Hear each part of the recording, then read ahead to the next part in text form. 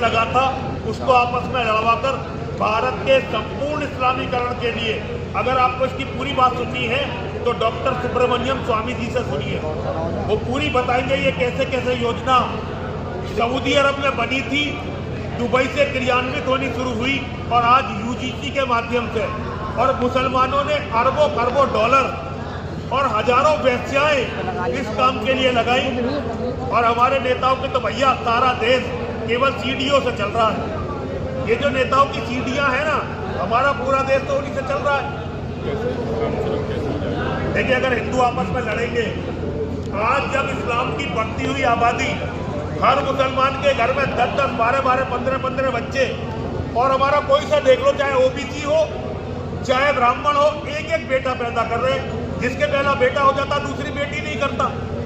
तो भाई, मुसलमानों का जब इतना खतरा था, इतना खतरा कि योगी जी कहते थे बटोगे तो कटोगे, और मोदी जी कहते थे एक रहोगे तो नेक रहोगे, और आरएसएस ने लाखों सम्मेलन शुरू कर दिए हिंदुओं को एक करने के लिए।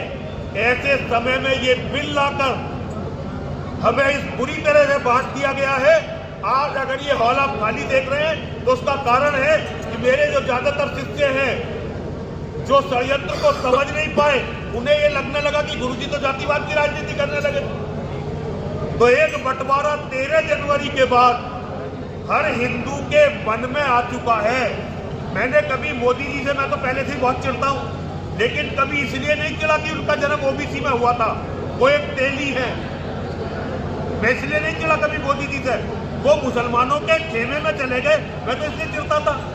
कभी भी मैंने किसी हिंदू से इसलिए नफरत नहीं की कि वो किस जाति का, लेकिन आज मेरे मन में आने लगा है कि भाई एक तेली गांधी के रूप में पहले हमें बर्बाद कर गया, वो भी तो मोदी की बिरादरी का था, और दूसरा तेली ये आके बैठ के हमें बर्बाद कर रहा है। तो सारे तेलियों के प्रति मेरे मन में इस तरह बड़ी नफरत है। इसका मतलब तेली तो अपने धर्म को ही खत्म करते। पहले हमारे बूढ़े कहते थे ना भाई, अगर तेली का मुंह देख लिया तो आज सारे दिन रोटी नहीं मिलेगी। तो मोदी ने वो काम कर दिया। तो भाई, मैं तो इनके इसलिए खिलाफ हूं कि मेरे सारे धर्म को खत्म करने का षड्यंत्र इन्होंने कर दिया।